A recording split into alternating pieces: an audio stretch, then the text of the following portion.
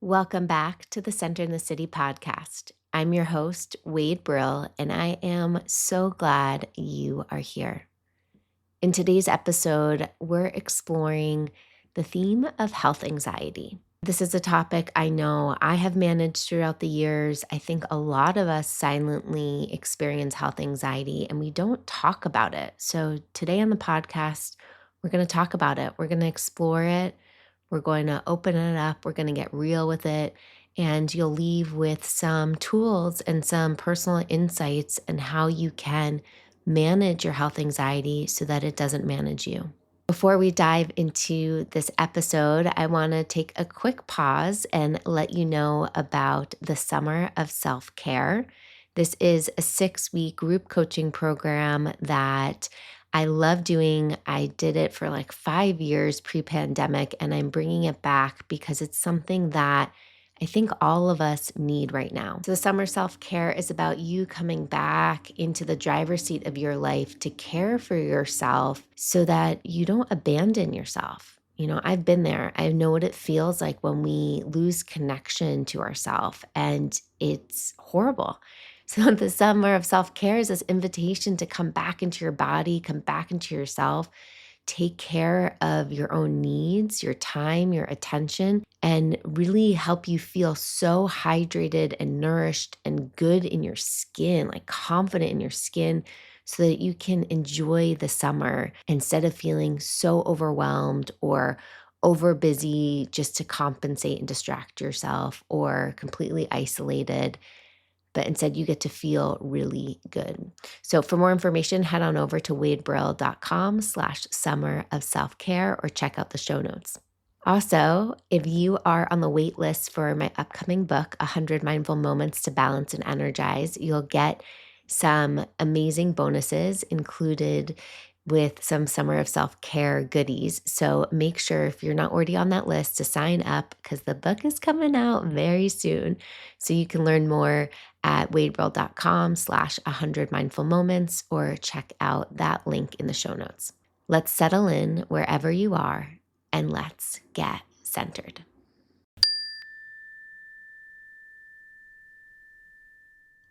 So what is health anxiety?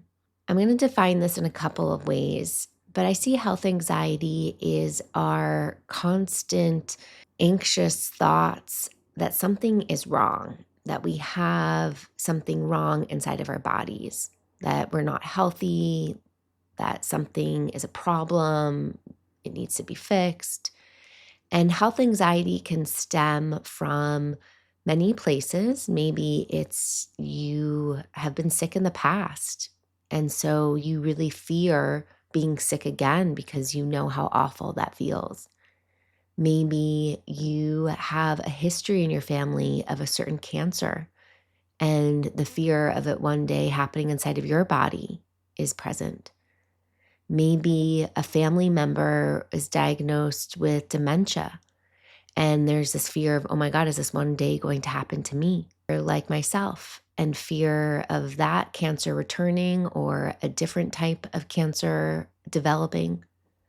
And so all of these fears, I want to just say, are valid. Like, it is valid that because you grew up in a family of women who all had cancer, that you fear, your daughter one day might have cancer, or you fear that, again, your health diagnosis is going to happen, or by having a lump in your breast automatically means it's something scary. Like, these fears are all valid, and it starts to get a little bit out of control from my personal experience when the anxiety kicks in, because our mind starts going into the what ifs. It starts not just noticing, oh, this is fear showing up, but it starts to go into the mind, and the thoughts race like 20 steps down the road of what might happen. We might start to get more obsessive thinking, and the thoughts then spiral out in all different directions. And so part of dealing with our health anxiety is, one, not to make it wrong, but Two is to learn how to work with our thoughts in more helpful ways and also learn how to soothe our bodies and our nervous systems. I remember after maybe this was a year, maybe even less, 6 months after finishing chemotherapy, I found another kind of lumpy thing in my collarbone. It was kind of like tucked away in my collarbone. And I was like, what is this? The doctor told me to pay attention to other kind of pea shaped size things underneath my skin that move easily. And that's kind of what was happening. And so, my next doctor's appointment, I shared it with him. And luckily, I was having a doctor's appointment, I think like every 3 months at this point. And he goes, oh, that's just a fat deposit. And so I share this because, like, sometimes it is something we need to pay attention to, right? We feel a lump and we need to get it checked out. And sometimes it also ends up being a fat deposit. Now, when you are somebody who has experienced a health diagnosis before or have seen people in your life that have experienced a health diagnosis, it is really common for the mind, for the brain's negativity bias to get really activated and start to scan your own body, the environment for danger, for threats, right? We start to look for possible signs of danger. And the more that we can look and be hyper vigilant, the more we feel a sense of control and a sense of urgency that we can then respond to it. For many years after I finished chemotherapy, I would just constantly be feeling my body and checking my lymph nodes. I had Hodgkin's lymphoma, which is cancer in our lymphatic system, in the lymph nodes. And I originally found a lymph node on the right side of my neck that was swollen. And so I started to feel things. And sometimes there were things on like the back of my neck that I noticed would get bigger and then sometimes disappear. And then the other things would pop up. And so that hypervigilance of scanning my own body was very much present. And now that I am almost 15 years clear of cancer, I have definitely toned down that response. I would want to say that health anxiety, I think, still is always like a question mark. I definitely don't feel the anxiety of it as present as I did years ago. But I just want to highlight that it doesn't go away. It's really imprinted on my body, my experience. But I've also learned how to build trust with my body again and how to love on my body in a way that supports me feeling confident as I live life and handle the unknowns related to my health. So, checking in with yourself, like, have you noticed that you have felt anxious about your own health and maybe some health anxiety feels present for you? Are you constantly going to doctor's appointments? Are you consistently Googling symptoms? Are you noticing you're avoiding medical news or obsessing over it? I have quite a few people in my life, because of technology, have learned that they have the BRCA gene. And that becomes a gift, right? Knowledge, science becomes awareness, which gives us information. But once we have that information, we have choices. And I know various people in my life are grappling with now this information that they have this gene. And so their percentage of getting breast cancer or cervical cancer are extremely high. And it gives them then some knowledge of, what choices do I want to make in life proactively or reactively? And it's like, shit. Sometimes we have health anxiety before we're even unhealthy, quote unquote. Dealing with health anxiety, whatever shape or size it is personally taking in your life right now, whether it feels manageable, whether it feels really big, whether you've had it in the past, whether it feels really present right now, I want you to know you're not alone. And I also want you to have full permission to feel your feelings, because being hard on yourself on top of having or experiencing some health anxiety is not helpful. We add more stress, like, oh, I shouldn't be freaking out right now because like I am healthy, or I shouldn't be freaking out because the chances of this happening are really low. Or like when we create those extra judgments of ourselves, it puts pressure on us to be showing up in a way that we're not. And so we have to acknowledge our feelings. We have to acknowledge that, yeah, some anxiousness is here and that is okay. It's telling me that this matters. My life matters. My health matters. My choices matter. And it can be really helpful to explore the root cause of your anxiety, whether that's with a therapist or a mental health coach, and to really understand, like, where is this anxiety coming from? Is it because there's a fear of being sick again, right? Is there a fear of the unknown?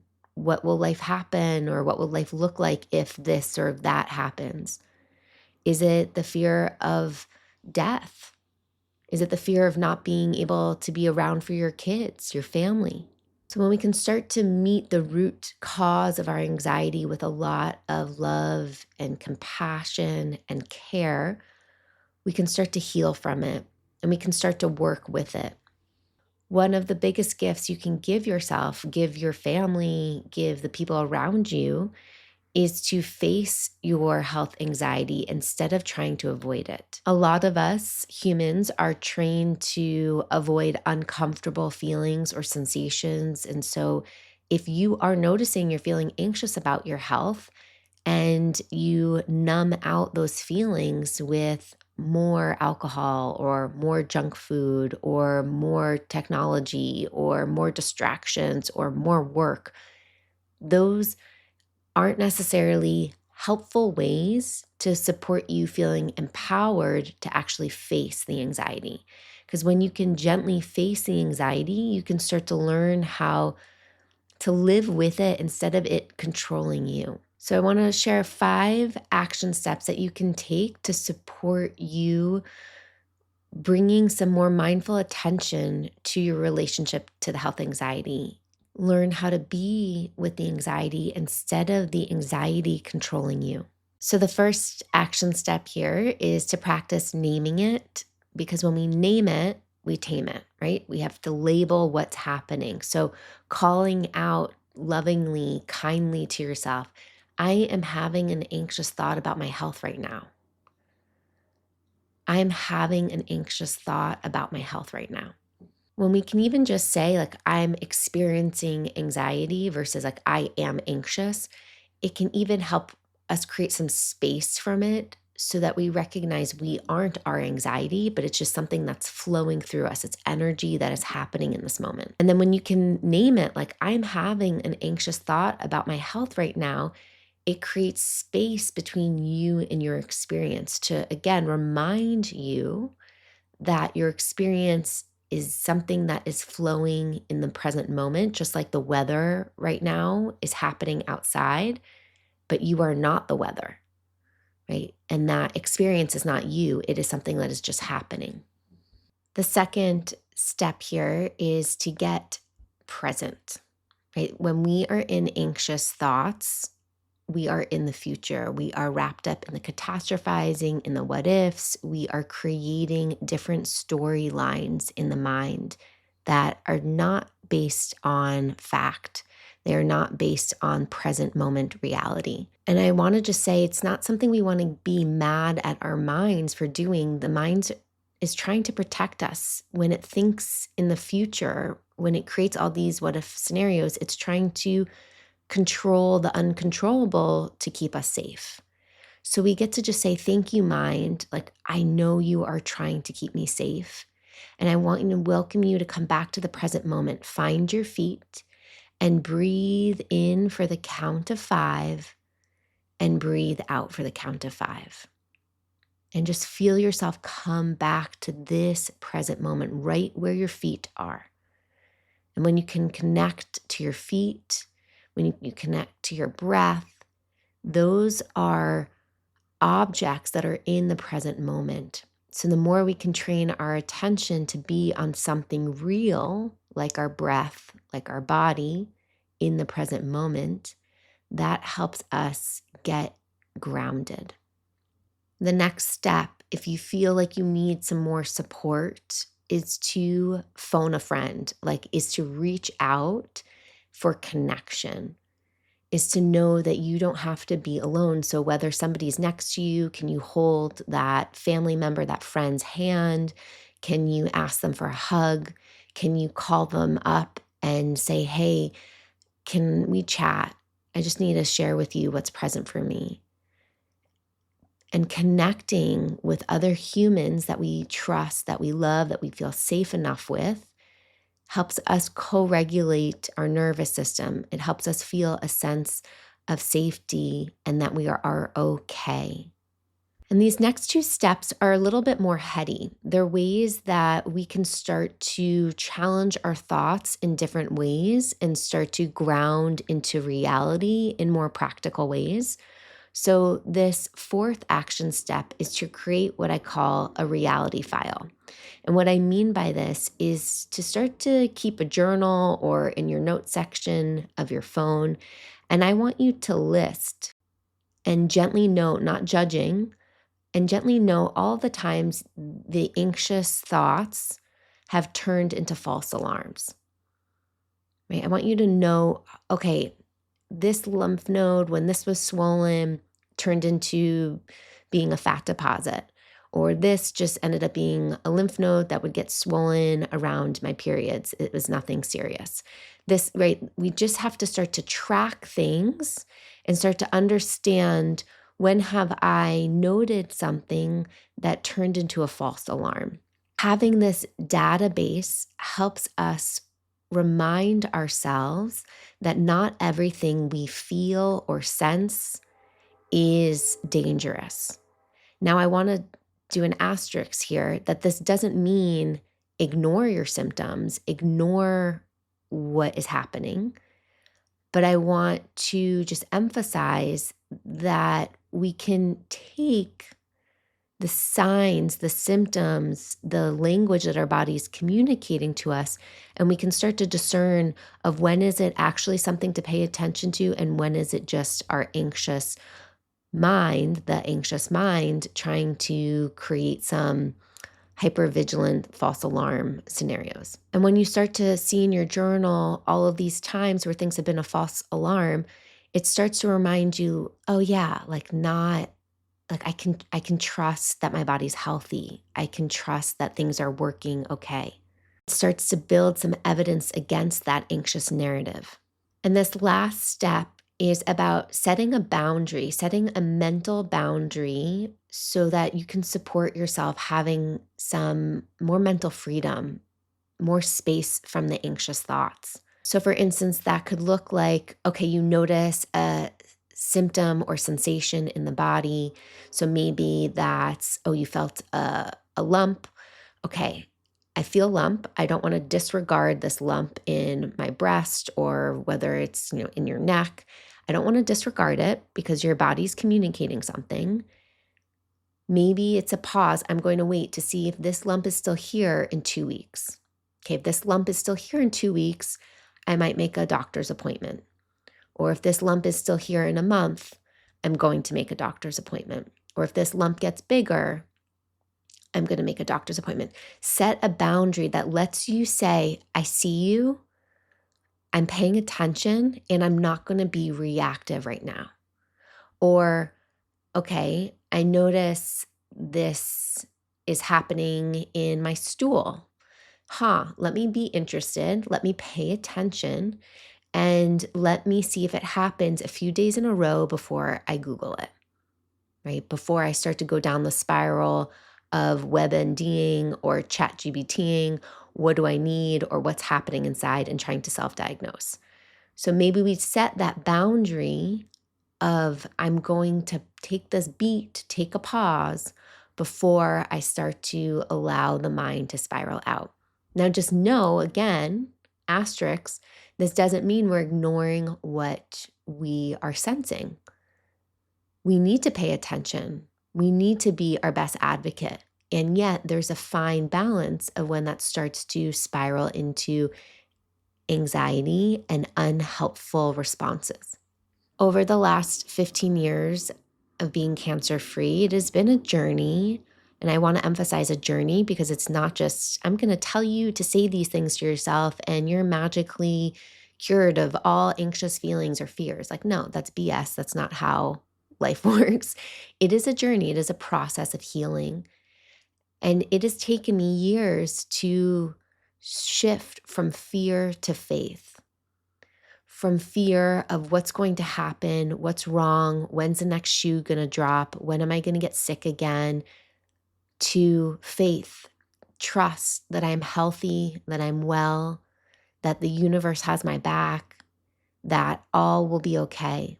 And this is where gratitude can be a really helpful practice, whether you are in the midst of a health diagnosis or the messy middle part where you've been given some information, yet you don't really have a name or a strategy of how to support you getting healthy and well again.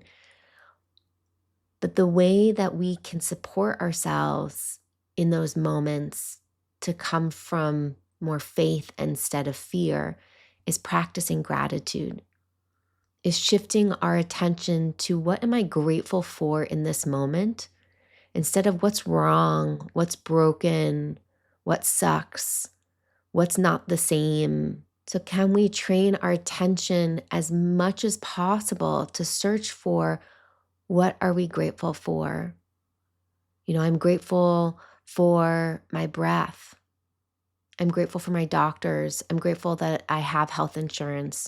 I'm grateful for my loving, supportive network. Believe me, I have been there so many times in my life where I'm focused on the fear. I'm focused on that next thing happening.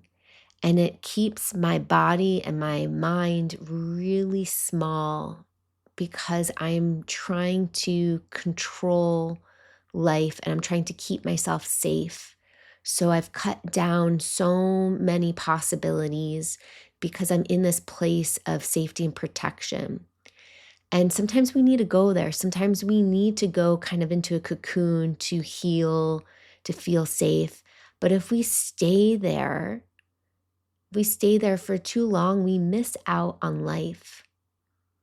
And so bit by bit, we can build trust with our body. We can build trust with the greater world that we're going to be healthy and well, and that we can live a life that we love, accepting whatever is happening, accepting whatever health diagnosis we have, whatever mobility we have, and also to receive the gift of life that is. We have to remind ourselves, I have to remind myself of this daily, that I can't control the outcome, but I can choose how I respond to the situation. I can choose how to respond to my thoughts. I can choose how to respond to my body. I can choose, and we have to remind ourselves, I can choose. Because when we are in the swirl of health anxiety, it can feel like we're such a victim. Like this is happening to me, why me?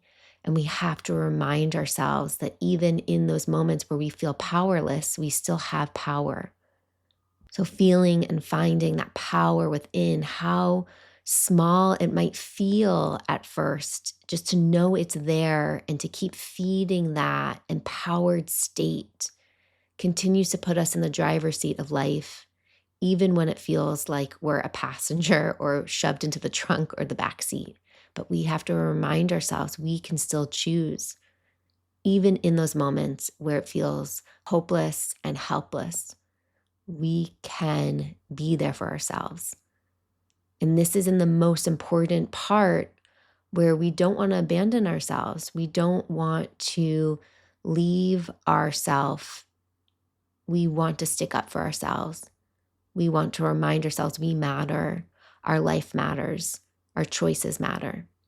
So may you remember as you are navigating some health anxiety Again, whether it's little moments that pop up throughout your day, whether you're in a storm of it, whether it feels really eminent or it feels something kind of in the distance.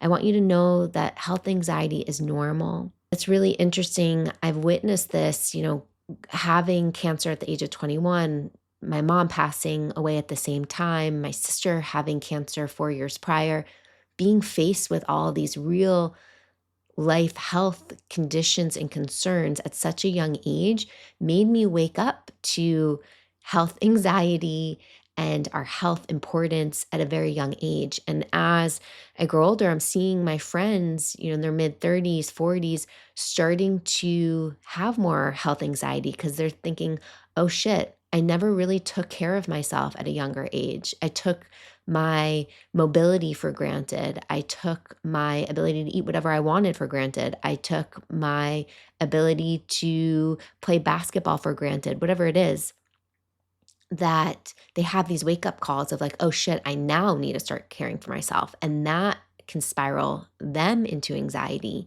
because they think, wow, how much destruction have I done to my body all of these years? What would it have been like if I actually was kinder to my body in my 20s, in my late teens, in my early 30s? And that's a very also interesting form of health anxiety because there's kind of this rumination on the past of, oh, what if I did that differently? What would it be like now?